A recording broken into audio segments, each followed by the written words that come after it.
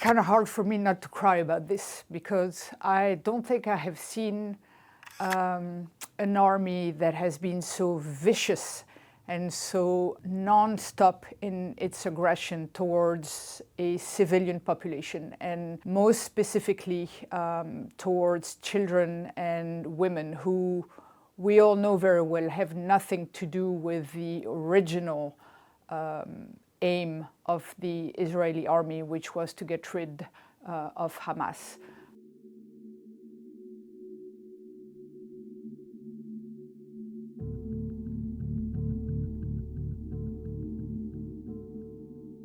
The number of children and women that we see in the emergency rooms of the hospital that we work in is just mind-boggling. And the number of kids who I have seen with amputated arms or legs, or kids who were killed, is just mind-boggling. In June, I was working at Al-Aqsa. I was responsible for the medical activities there. And the Israeli forces came in to Nuseirat to free 4 hostages. When they did so, they killed, call them collateral damage, I don't know, but well over 300 people. I was in the emergency room. We were asked by the director of the hospital to come in, and it was as if I had a 747, in the emergency room. There were people from all ages. It was hundreds of people, dead, not dead, legs blown off, people that were being intubated on the floor, chest tubes being put with no infection prevention control. It was just complete chaos. This is inside the Al-Aqsa hospital, in the emergency hospital. This is in the intensive care, this is in the red zone area. As you can see, there are no beds right now. It's complete chaos. You have people who are being intubated, cared for on the ground. This person in front of us is dead. Or is going to die any minute. And it was such chaos that I had to push these bodies to the side so that we could bring more bodies to take care of. It was,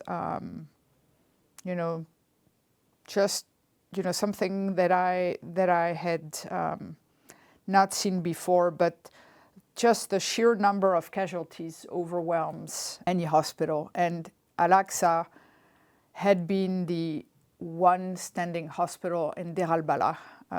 And so it was receiving all the casualties of all the Israeli strikes. Every casualty, every death will come to Al-Aqsa hospital, where they are counted and recorded, and then wrapped in a body bag or body cloth, and they will be laid in front of the hospital, and all the men will stand in front of the bodies and will pay their last respects.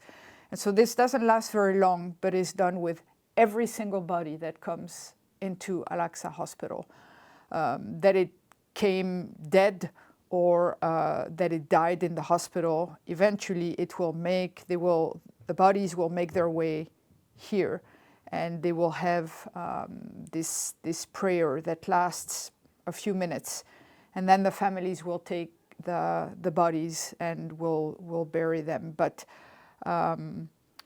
it is a fact of life. This happens all the time, and people sometimes don't even pay attention.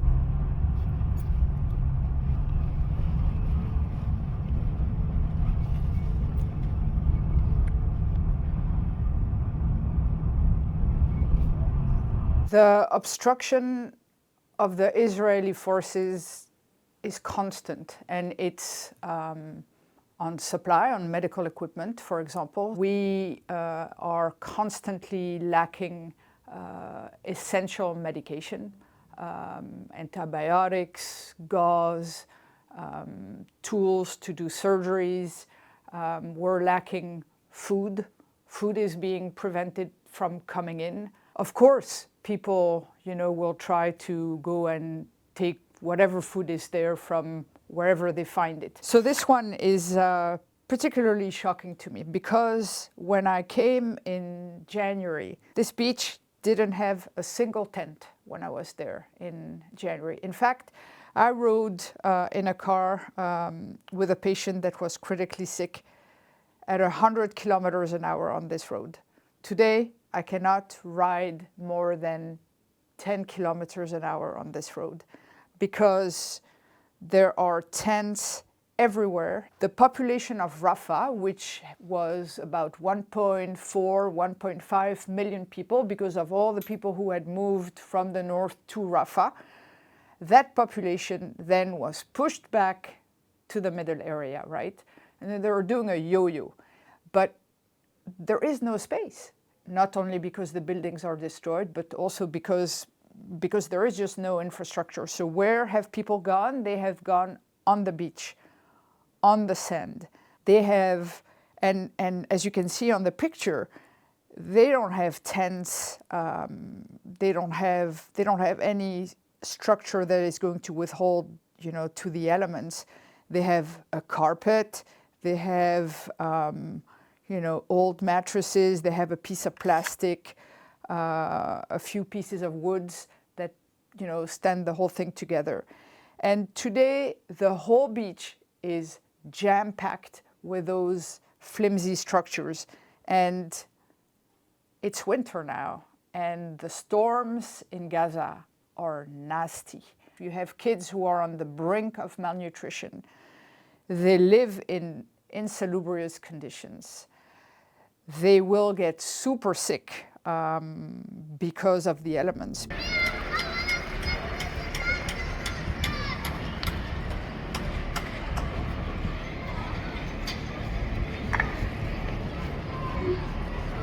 When it comes to taking patients and having them taken care of, cared for, managed in other countries because the capacity in Gaza is no longer there. It is mind-boggling to me that the Israeli forces and the Israeli government continue to block the medical evacuations of those patients. We're talking children with cancer, we're talking wounded with devastating injuries, but that can be salvageable. We're talking children with amputations that can be much better managed outside of Gaza. We're talking all kinds of medical conditions that should be allowed to be treated outside, yet are not.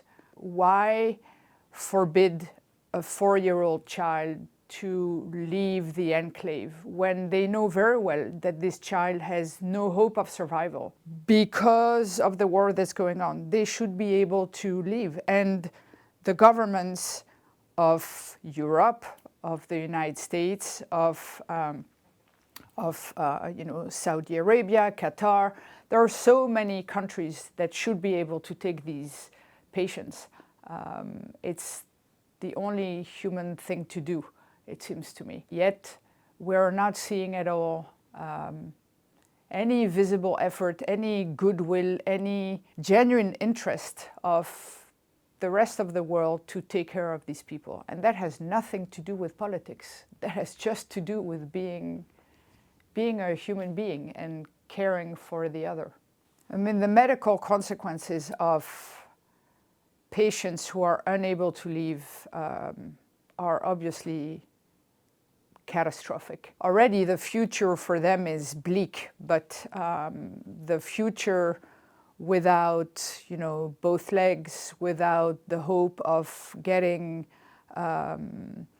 treated in a hospital that has everything for you to be treated, the consequences are, catastrophic for those people. It's just terrible. I mean, I don't think I have enough words to describe the cruelty that is happening, And this is not one family. This is one family after one family after one family after one family. But overall, when I look at the list and when I see the conditions for which people are asking to leave, yes, they need to be taken care of somewhere else, because the capacity inside of Gaza is gone. It's been obliterated by the Israeli forces, willingly. Willingly. Schools, universities, mosques, hospitals, everything is destroyed.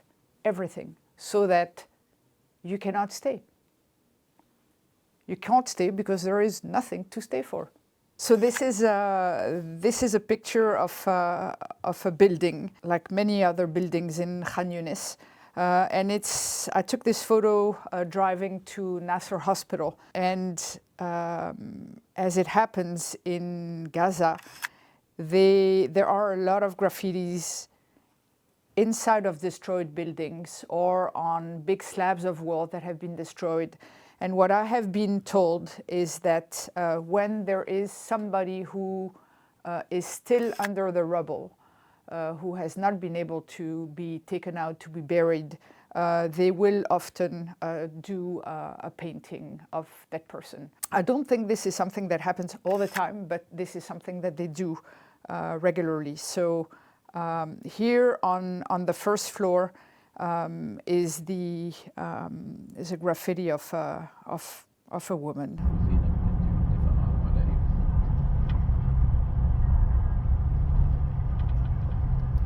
The level of destruction in the north is, if we can imagine, is even worse than the level of destruction in Rafah or Khan Yunis.